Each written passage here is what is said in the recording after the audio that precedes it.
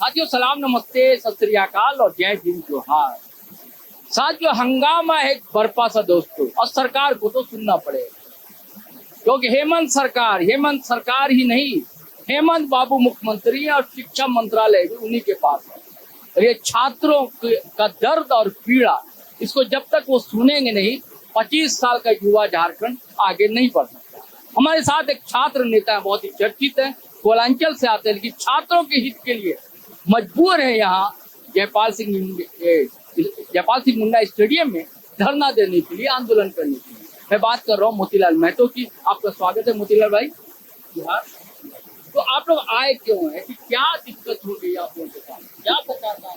देखिए यूपीएससी और जेएसएससी में आज तक बहुत सालों से धांधलियां चल रही है और एक पानी जो है लिमिट से क्रॉस कर गई। मतलब क्या है कि ये कचरा का पानी अब सबके घरों तक पहुंच गई,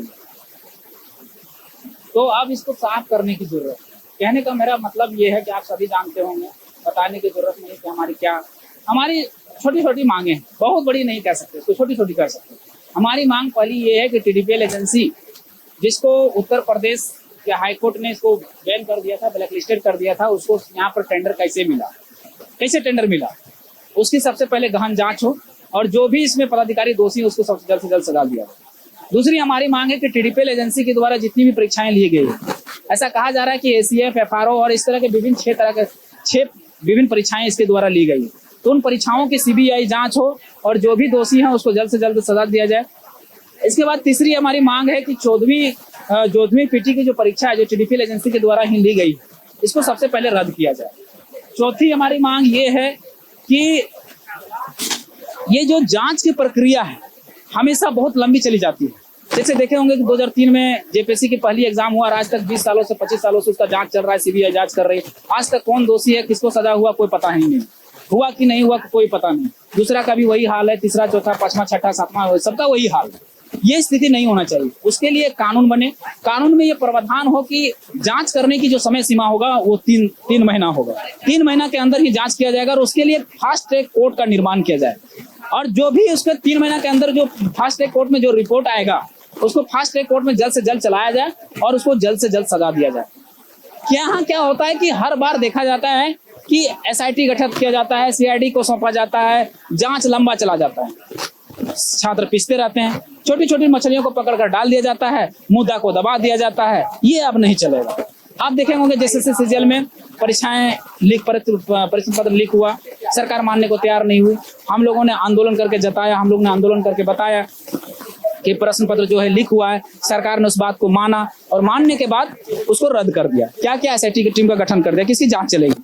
लेकिन आपको पता होगा कि एसआईटी 2023 साल में 2-3 साल हो गए, लेकिन आज तक एसआईटी ने किसको पकड़ा, किसको जेल में डाला, किसको फांसी पर चढ़ाया, किसी को पता है? कोई नहीं पता है। और करती भी तो क्या करती है, कंप्यूटर ऑपरेटर चाहे जैसे ग्रुप डी लेवल के जो कर्मचारी है उसको पकड़कर डाल देती है और लिपापोती करके उसको रफा दफा कर देती है। अगर नहीं रफा दफा की तो फिर से जब एग्जाम को रिकंडक्ट करवाया गया तो जेएसएससी सीजीएल में पेपर पे कैसे बेचा गया, नौकरियां कैसे बेचेगी, अभय तिवारी सेकंड रैंकर कैसे होगा, ये सब प्रश्न है जो सीधा इंगित करता है कि धांधलियां फिर से हुई थी।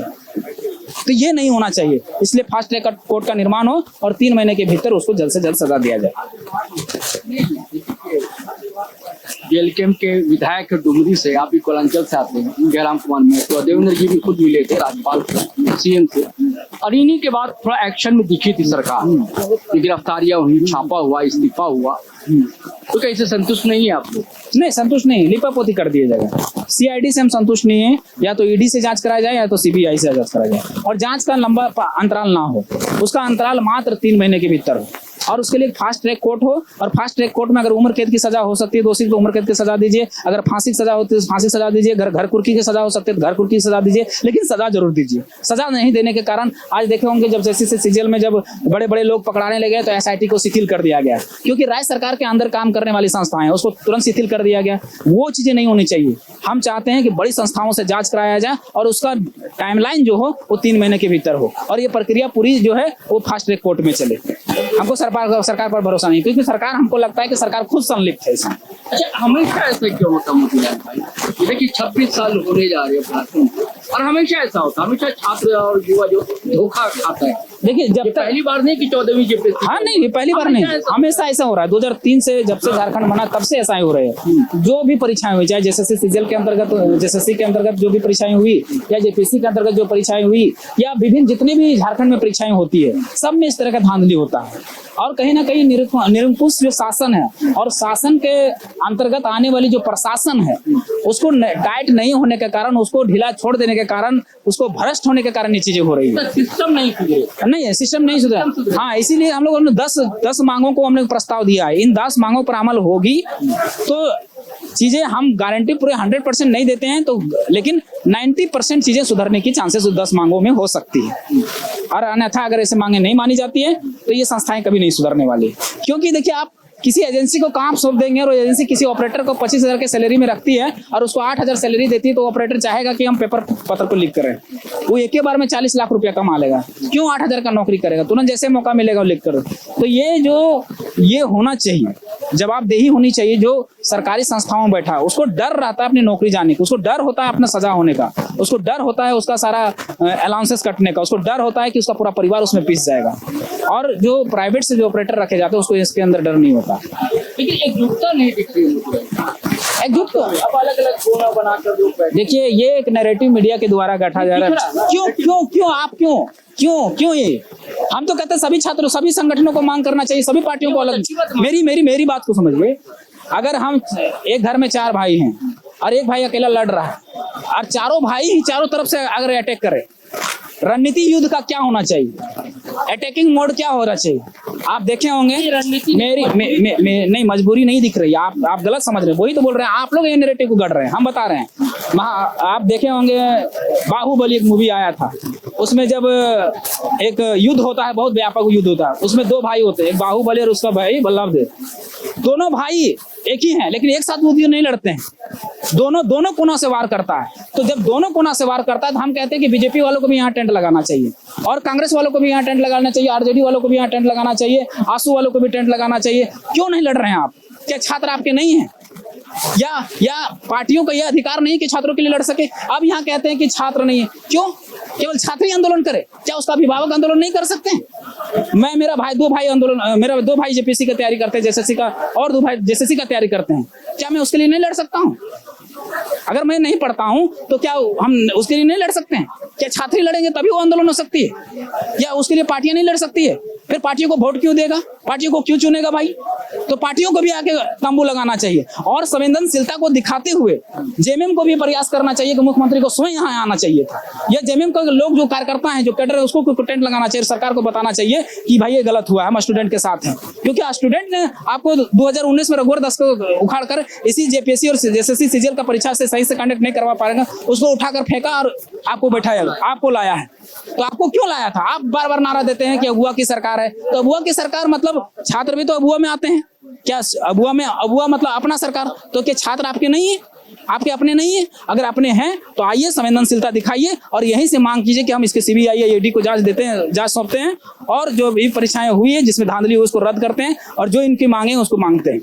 कितना अच्छा मैसेज जाएगा, पूरा राज्य में मैसेज जाएगा। हम चाहते हैं कि हर पार्टी आंदोलन करे। मैं देखिए, राजनीति आप कहते हैं कि अलग अलग मंच या राजनीति तब होती जब हम कहते हैं कि नहीं खेलो, हम ही आंदोलन करेंगे। हम तो सबको न्योता दे रहे हैं भाई, आओ ना, सब लगाओ ना टेंट, तुम आए या यहीं बैठ जाओ, सब लगाओ, सब अपना झंडा बैनर पोस्टर के तले करो ना, क्या दिक्कत है? हमको तो केवल छात्रों का अधिकार चाहिए।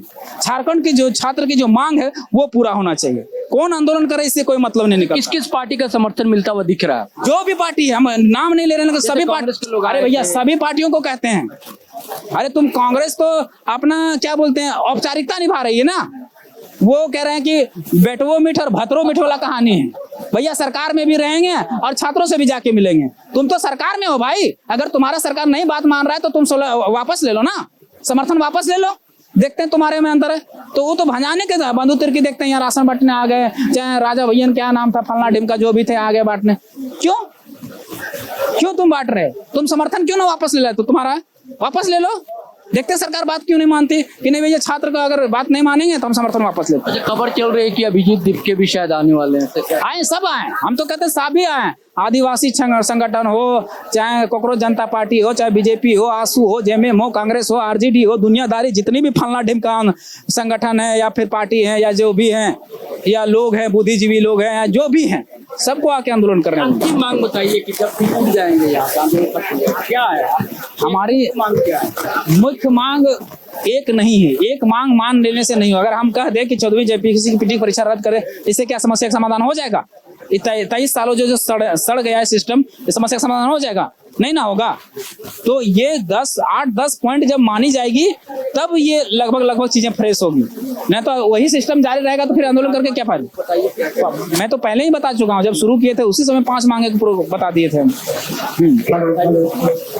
फिर से उसको रिपीट करना, उन चीजों को आपका पहले रिकॉर्ड हो चुका है, रिकॉर्ड हो चुका है। मुख्य तो यही कि रद्द हो पहले।